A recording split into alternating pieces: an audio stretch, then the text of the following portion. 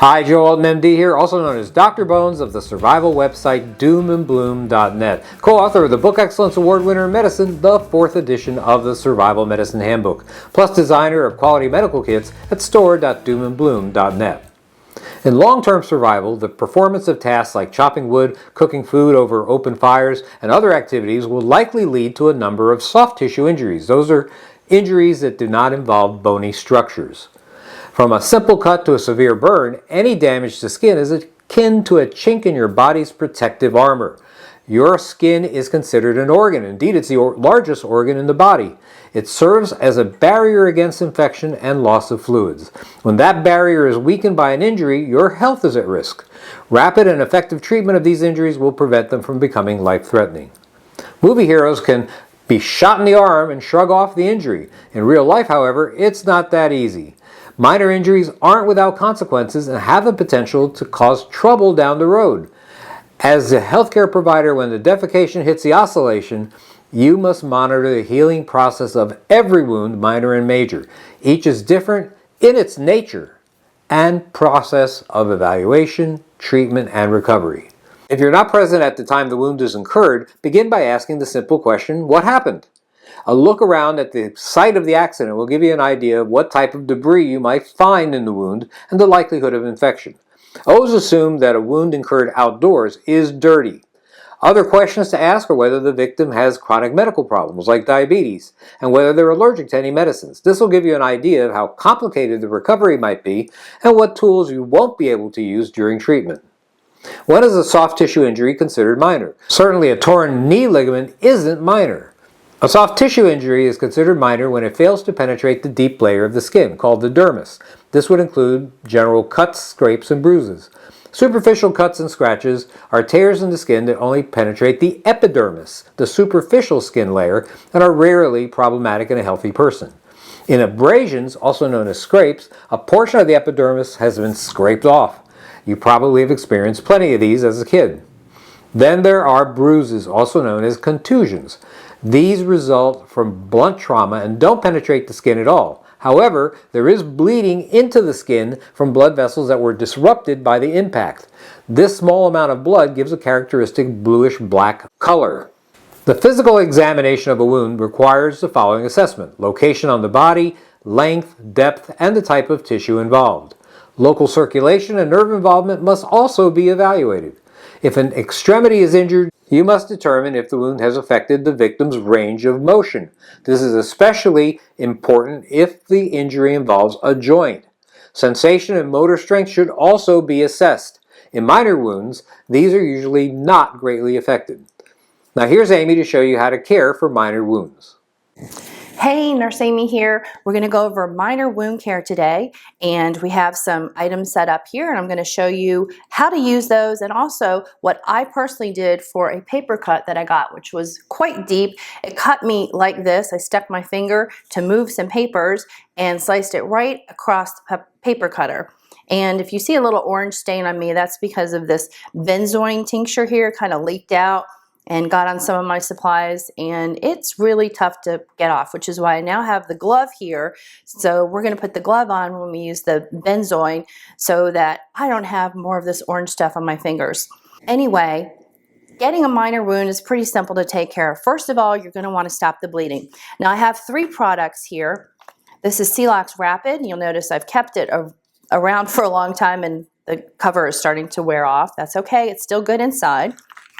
We have Quick Clot or Combat Gauze, and we have Chitosam. This is actually my favorite. This is a really soft material and it's kind of thick, so when you're going to put it on, it gives you some really good coverage, and honestly, this is the best thing for me, and I am kind of a bleeder. Like, I think there are others out there, so I always use this Chitosam. So first thing I did for my cut, thankfully I was in the office, so I had all of these very convenient. I will say that I do keep quite a few of these in my kitchen, which of course is where we get hurt, right? Knives, kitchen knives, slicing ourselves, happens all the time. I have several other cuts here too. But what I did was I took the Chitosam and I just cut a piece. This is several feet long, 6 feet actually. So you can see it's only about, like an inch by a couple of inches. And we just put this on. and I held pressure. And to activate this, it takes about 3 minutes. Again, since I tend to be a little bit more of a bleeder, we kept it on longer. Not only did we do that, but we left this on and we covered it with elasticon, which is just a stretchy, sticky adhesive. And what we did was we just sort of wrapped this around, not too tight as to cut off my circulation, but just to keep it in place. It also stabilized the joint, so I wasn't able to move it too much. And you know, the more you immobilize an injury, the less it's going to rebleed. So think about that when you're trying to stop bleeding. You want to put a little pressure on it and use, if you have them, some hemostatic gauze like these 3. So that's what we did initially, and that did help stop the bleeding, which is wonderful. If you don't have any of that, you can use any kind of roller gauze, or I have gauze squares here. You can also fold that up. Anything you could put pressure on. It doesn't really matter. A handkerchief, even a paper towel, something between your finger and the wound though gives extra pressure. And so you want to just hold pressure. Again, 3 minutes at least. It may take longer. We left that elasticon on for, I'd say, a couple of hours. When you have stopped the bleeding, you're going to want to clean the wounds. I do have a 60 cc syringe. That would be overkill for a finger injury like this. So it depends on how big your injury is. Basically, you want to wash it with soap and water. It doesn't have to be hot water. Soap and water, get it really clean. Make sure there's no dirt or debris in there. Sometimes you might have to use a tweezer if some sand or shards of something got in there. So you want to make sure that it's as clean as possible. Then you might want to put an antiseptic on. You could use BZK. You can use some witch hazel. There are some diluted essential oils that might be good for your wound. But you want to make sure this is clean before you proceed. Now, because I put this, or excuse me, because I had this injury on a joint that moves, and every time I move, you can see that opens up right there. Every single time. So we really had to immobilize this to start getting some healing. So first of all, I wanted to pull the wound together. So you have a couple options. I used butterfly closures this time. We do have steri strips, and these are 1/4 inch, and you can cut those. And what you want to do is, first of all, you want to put this sticky adhesive that you see all over my fingers. So I'm going to put my glove on my non-dominant hand. I already opened up the benzoin. It is super sticky and super messy, but this is what it is. Here's a box of them so you can see the words, benzoin tincture.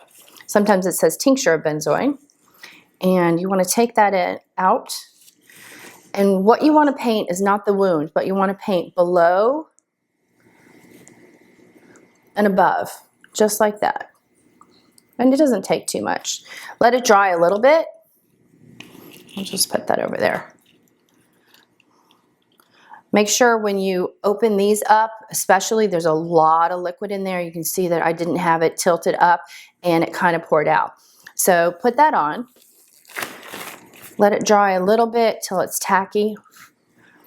I think that's probably enough. And then we're going to take these butterfly closures. I have 2 of them. I've opened them up. They come in, looks like little Band-Aids. But they're in there. So I opened up 2 of those. And what you want to do is you want to just take off one side, one tab only. Okay? Put that on one side. I'm going to use the bottom side here. And we're going to do a cross. We're going to go, make sure that the non-sticky part is over the wound. Then pull the other side and just give it a little bit of a tug so that the wound edges are together. And then we're going to put that right over there. If you hear some rumbling, we're starting to have a storm. So that's one. And then you want to use the other one.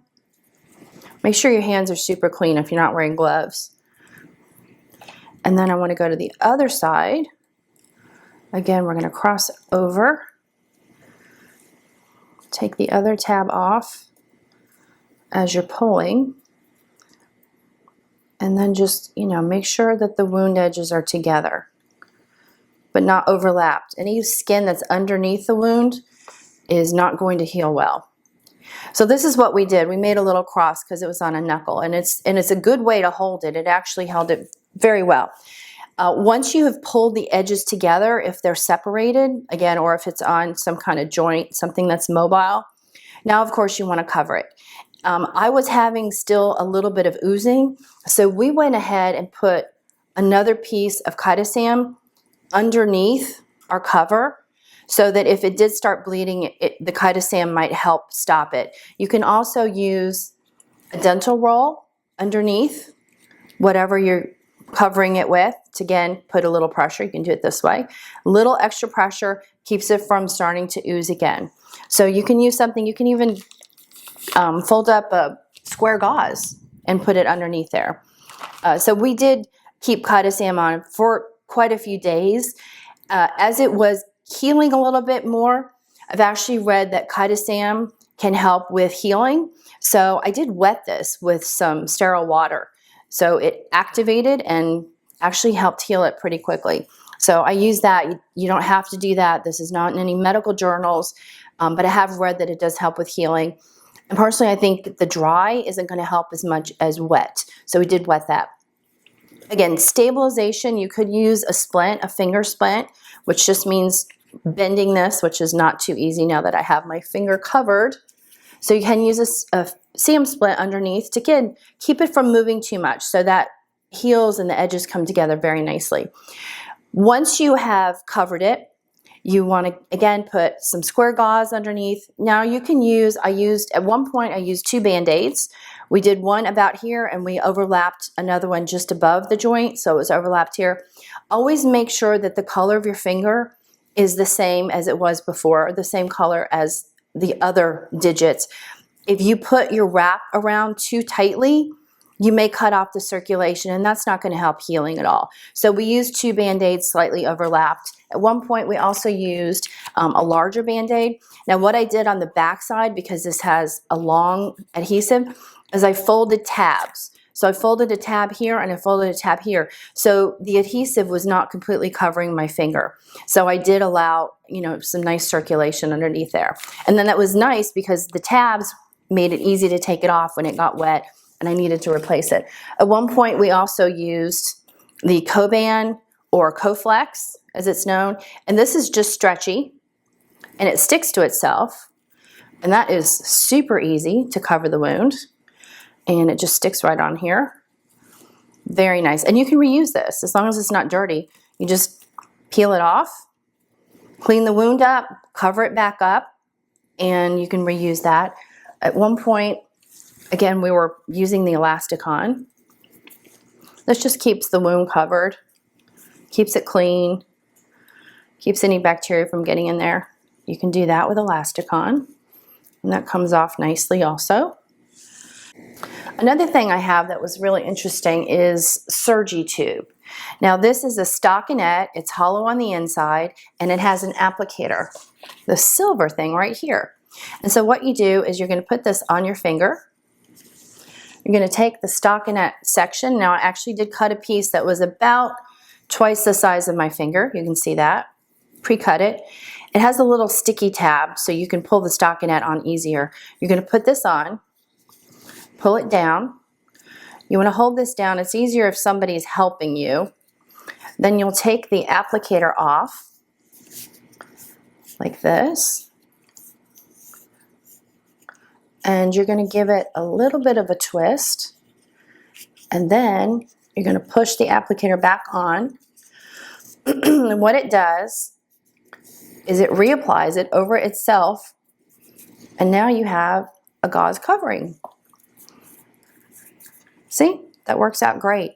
And when it's time to change it, it's really easy to come off. You just pull it right off, just like that.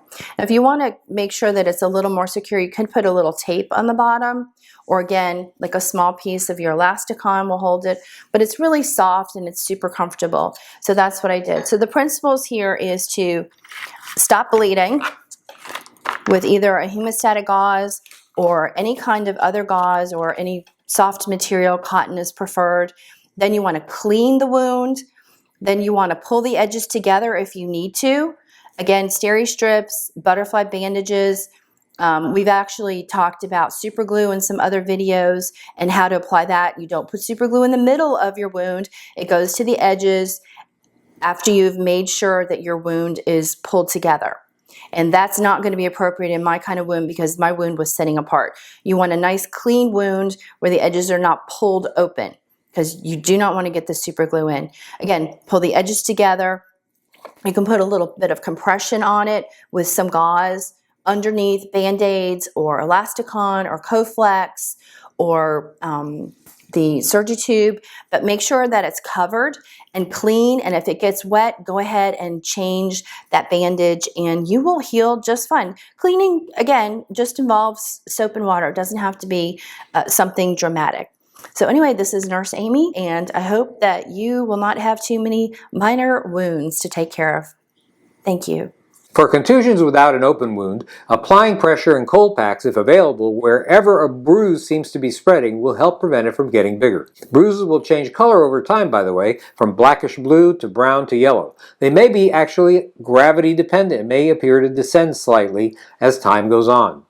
Ibuprofen and acetaminophen are useful over-the-counter drugs to treat minor pain. These injuries will heal over the next 7 to 10 days, depending on the amount of skin that was affected. An alternative to ointment and an adhesive bandage is the liquid skin bandage. It's a good way to cover a minor injury where the skin edges sit together naturally, unlike Amy's knuckle wound. You apply it once to the cut or scrape. It dries within a minute or so and seals the wound. It also stops minor bleeding and won't fall off during baths. There are various brands that are available: Band-Aid, New Skin, Curad, 3M. Many come as a convenient spray. You don't always have to travel the traditional road to treat many medical problems. If you have a minor injury, you can choose any of a number of natural remedies. If you think about it, if a survival situation lasts long enough, natural remedies may be all you have once the medicines run out. It's important for the survival medic to know what plants growing in their own backyard might have medicinal benefits. Here's an alternative process. Stop minor bleeding with herbal blood clotting agents such as cayenne pepper powder and simple compression with gauze. Substances that clot blood are called hemostatic agents. These include essential oils like yarrow, geranium, helichrysum, lavender, cypress, myrrh, and hyssop. Apply any of these to the wound with a gauze compress and keep firm pressure on until bleeding stops. There are medicinal herbs you can also use as well. Applying cayenne pepper, as I mentioned, or cinnamon powder with direct pressure may also work. Alternatively, use yarrow tincture soaked in a gauze compress. After minor bleeding is stopped, the wound can be cleaned with an herbal antiseptic comprised of a few drops of certain essential oils with sterile water. Those that have this property include lavender, tea tree, rosemary, eucalyptus, and peppermint. As an alternative, use peppermint oil in a 50-50 mix with carrier oils such as olive or coconut oil, and that might work too. Other natural antiseptics include garlic, raw unprocessed honey, echinacea, witch hazel, and St. John's wort. At this point, the wound can be covered using adhesive bandages or clean gauze. Don't wrap too tightly. Change the dressing, reapply antiseptic, and observe for infection twice daily until healed. Infected minor wounds will show worsening redness, warmth, swelling, and pain over time. Using a Sharpie will mark the borders of the redness and give you an idea if things are getting worse or better. If the red area shrinks over time, it's healing. If it's spreading, well, not so much. Here's where oral antibiotics come in handy, something we've talked about in many videos, articles, and podcasts, and in our book, Alton's Antibiotics and Infectious Disease. For Amy Alton, this is Joe Alton, MD, that old Dr. Bones, wishing you the best of health in good times or bad. Thanks for watching. Hey, do your family a favor and become better medically prepared with quality medical kits, individual supplies, and award-winning books from our entire line at store.doomandbloom.net. You'll be glad you did.